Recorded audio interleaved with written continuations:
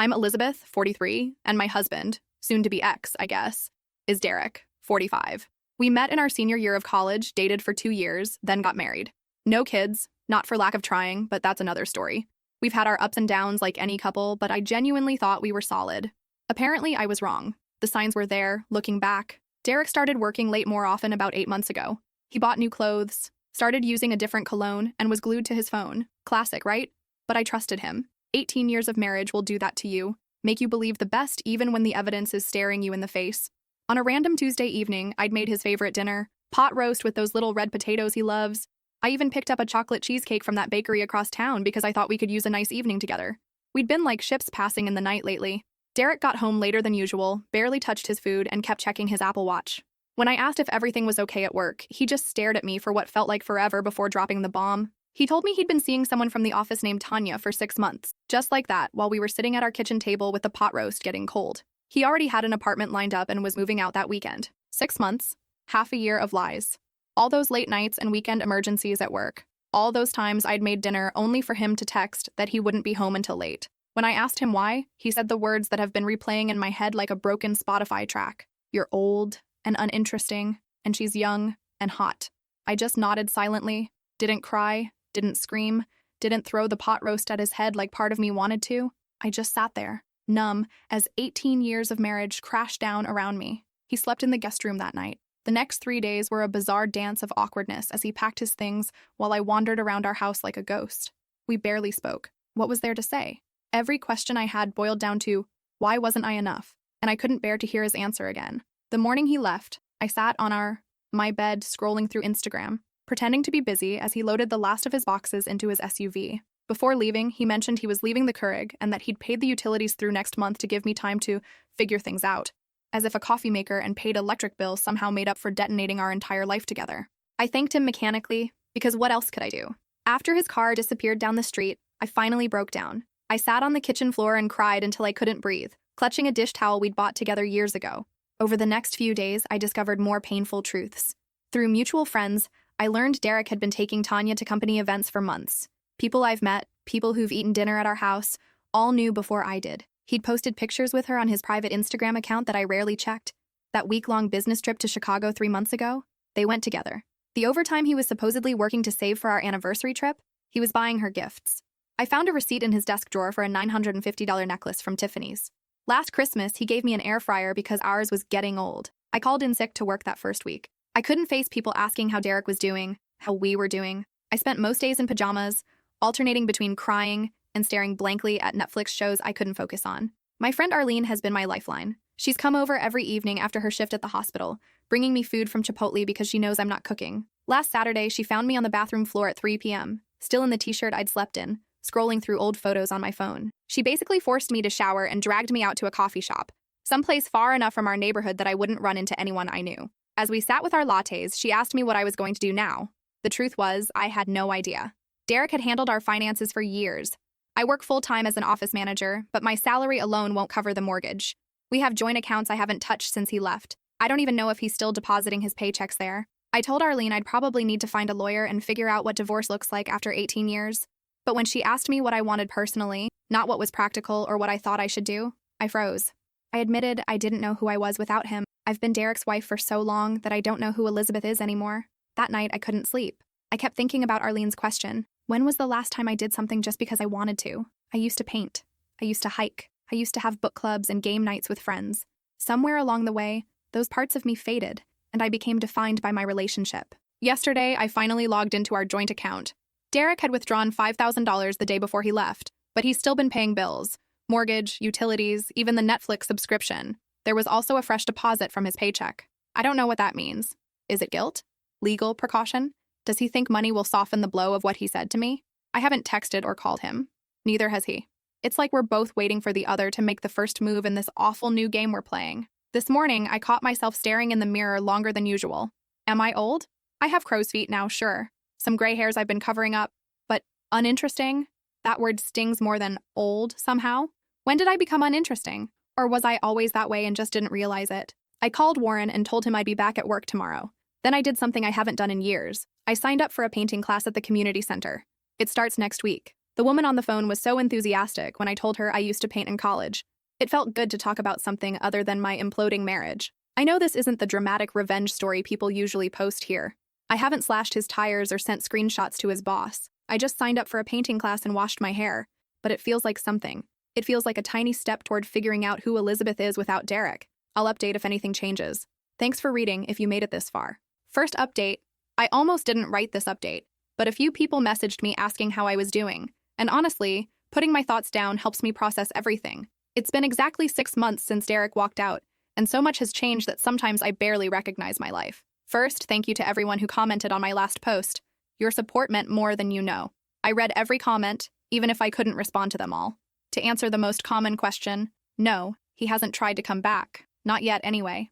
I promised myself I wouldn't stalk Derek's social media, but about a month after he left, curiosity got the better of me. I made a fake Instagram account. Sad, I know. And found that he and Tanya had gone Instagram official, with a photo of them hiking at the state park, the same trail Derek and I used to walk every fall. She had her arm around his waist, blonde hair blowing in the wind, looking exactly like the young and hot person he left me for.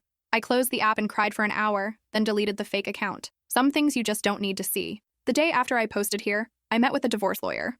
Miranda is a straight-talking woman in her 50s who didn't sugarcoat anything.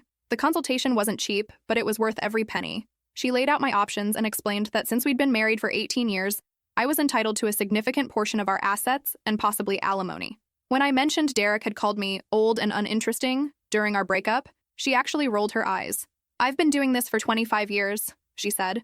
Men his age leave for younger women all the time, and 2 years later, they realize the young girlfriend wants babies and adventure, not to nurse them through a colonoscopy or listen to them complain about their back pain. That made me laugh for the first time in weeks. The divorce process is moving slowly. Derek initially proposed a settlement that Miranda called insulting, so we're still negotiating. I'm living in our house for now while he continues to pay the mortgage. Miranda says this strengthens my position and I shouldn't move out under any circumstances. Remember that painting class I signed up for? I've gone every Tuesday night for 6 months now. The first few classes were awkward. Everyone else seemed to know each other, and I felt like the odd one out. I nearly quit after the 3rd week when the instructor used my still life as an example of what not to do, in front of everyone. But something made me stick with it. Maybe just stubbornness. By the 8th week, I'd made friends with 2 other women in the class, Jasmine and Patricia. They're both divorced and in their 40s too, and now we grab coffee after class every week. Work has been complicated. I finally told my coworkers about the divorce when someone asked about Derek's birthday gift. They'd all chipped in for a gift card last year. The awkward silence was followed by an overwhelming wave of support that caught me off guard. Even Warren, who's usually pretty closed off, shared that his ex-wife left him for her personal trainer after 12 years. There's something comforting about knowing you're not alone and getting your heart ripped out. The hardest part was running into mutual friends. About 3 months after Derek left, I bumped into his coworker Sean at Target.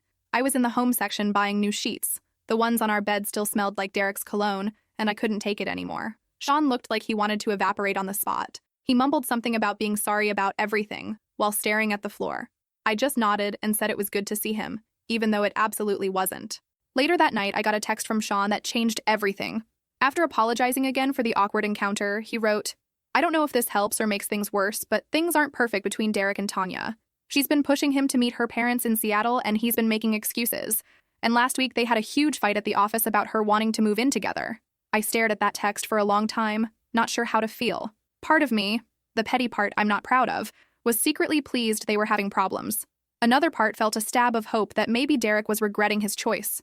But mostly, I felt nothing. Or rather, I felt free of caring quite so much about what Derek was doing. Around month 4, I started therapy. My insurance covers 10 sessions a year, and I figured if there was ever a time to use them, post-divorce was it. My therapist, Lola, doesn't look like the stereotypical shrink. She wears bright floral dresses and has pink streaks in her hair despite being in her 60s. In our first session, when I told her what Derek had said about me being old and uninteresting, she didn't give me the sympathetic head tilt I expected. "So what if you were?" she asked. "Would that justify how he treated you?" That question hit me like a bucket of cold water. Even if I had become the most boring, wrinkled person on earth, did that make it okay for him to lie to me for 6 months? To humiliate me? To throw away 18 years together? Lola's been helping me see that so much of my identity was wrapped up in being Derek's wife. I put my own interests on hold, stopped maintaining friendships that were just mine, even dressed in colors he preferred.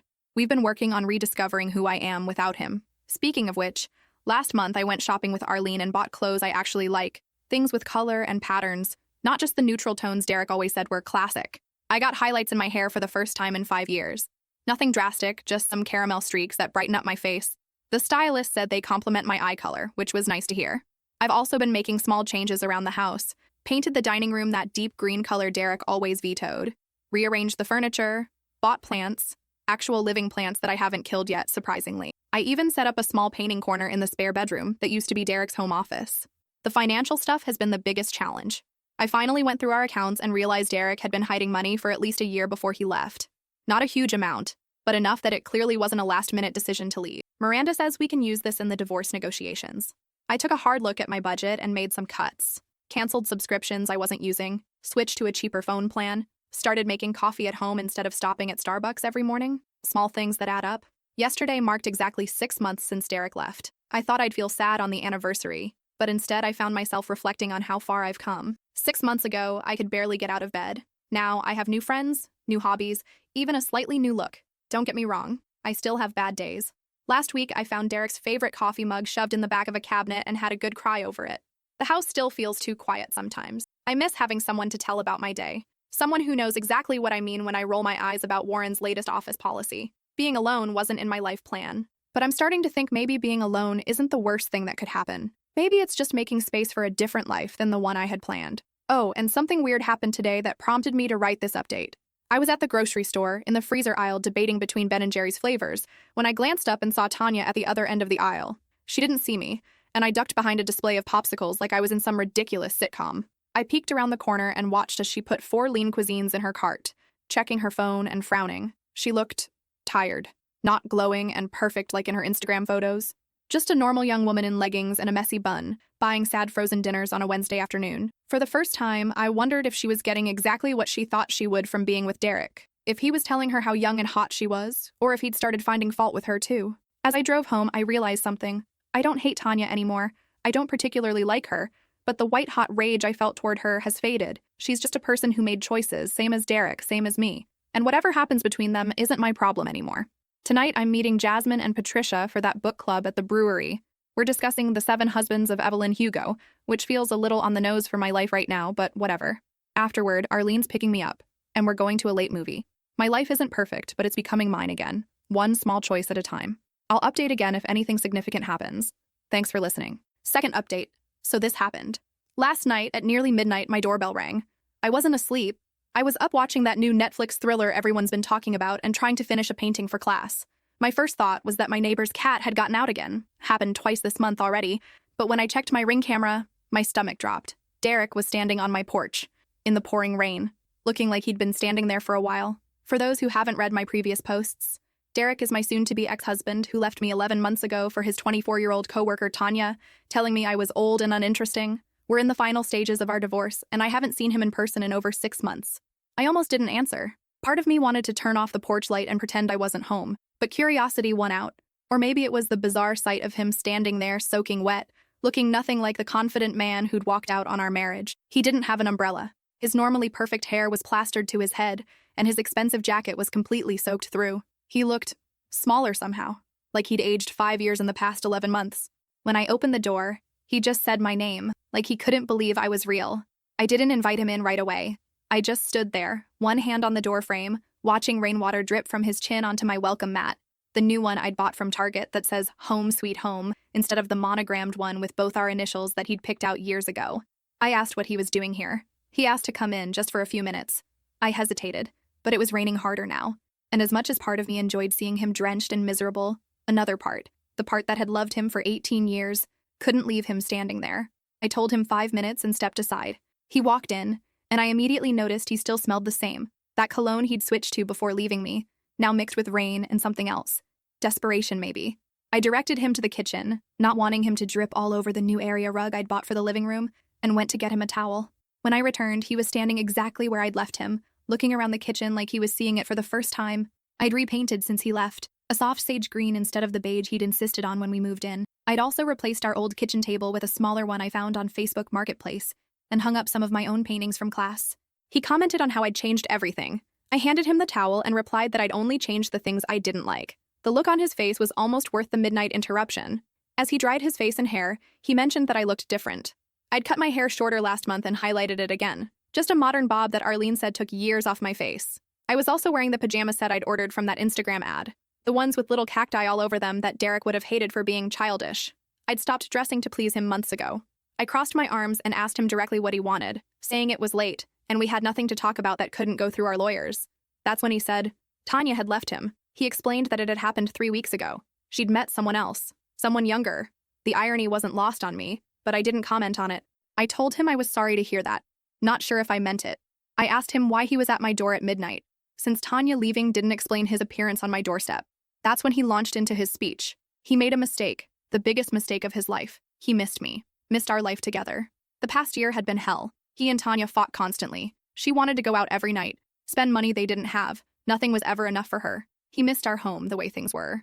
The irony of his words wasn't lost on me. Here he was talking about Tanya exactly the way he'd probably talked about me to her a year ago. Young and hot, had apparently transformed into demanding and expensive. I told him quietly that things couldn't go back to the way they were. Too much had changed. He quickly acknowledged that he knew he'd hurt me and couldn't undo that, but suggested maybe we could try again. Start over. He could move back in. We could go to counseling. The casual way he suggested sliding back into my life, as if the past year hadn't happened, struck me as both sad and slightly amusing. Did he really think it would be that easy? While he talked, I studied his face. He'd lost weight. His cheeks looked hollow, and there were new lines around his eyes.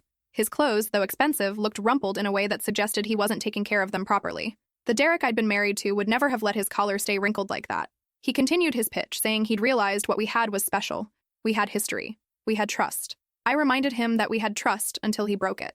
He nodded, accepting the criticism, saying he deserved that and worse, but was hoping I could find it in my heart to forgive him and give us another chance. A year ago, those words would have been everything I wanted to hear. 6 months ago, they might have still swayed me. But now, I told him I needed to be honest. I'd spent the past year rebuilding my life without him. I'd made new friends, found new hobbies. I was painting again. I was taking a photography class at the community college. I was even dating a little. That last part wasn't entirely true. I'd been on exactly 2 coffee dates arranged by Patricia, both pleasant but unremarkable. But he didn't need to know that. The shock on his face when I mentioned dating was almost comical, as if the idea that I could move on had never occurred to him. I continued, explaining that I wasn't the same person he left. That woman who nodded silently when he told her she was old and uninteresting. She was gone. He stared at me for a long moment before acknowledging that I really had changed. I seemed stronger, he said. I agreed. I am stronger, and I like who I am now. I'm not sure I want to risk becoming that other person again. He asked what if he'd changed too? What if he could be better this time? That gave me pause. Could people really change? Lola, my therapist, would probably say yes, with enough work and self-awareness. I told him he should go. It was late, and this was a lot to process. He quickly asked if we could talk again, maybe get coffee, just to talk. He promised. I hesitated. The smart thing would be to say no, to tell him to communicate through our lawyers and nothing more. But 18 years of marriage doesn't disappear overnight, and a tiny curious part of me wondered if he really had changed, or if this was just a desperate reaction to being dumped. I told him I'd think about it but wasn't making any promises. Relief flooded his face as he thanked me, saying that was all he was asking for, just a chance to talk, to show me he wasn't the same person who hurt me. As he put on his still wet jacket to leave, he paused, looking around the kitchen one more time and commented that the green looked nice. It suited me, he said.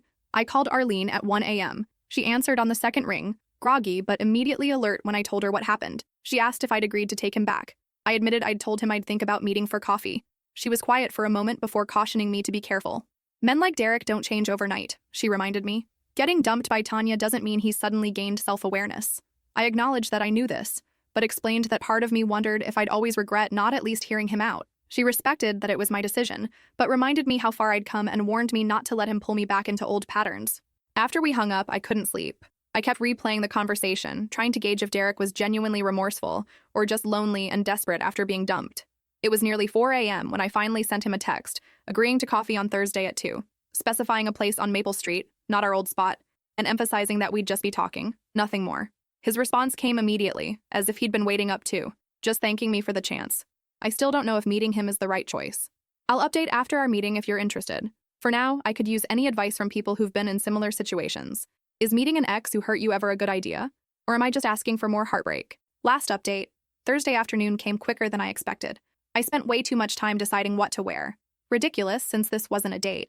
I finally settled on jeans, a new emerald sweater Arlene had convinced me to buy. It makes your eyes pop. And the boots I'd treated myself to last month. I arrived at the coffee shop 10 minutes early, ordered my drink, and grabbed a table by the window. I felt surprisingly calm. The anxiety I'd expected hadn't materialized. Derek arrived exactly on time, looking significantly better than he had on my doorstep. His hair was neatly trimmed, and he wore a blue button-down I recognized from our marriage. He'd clearly put effort into his appearance, and I noticed he'd gained back some of the weight he'd lost.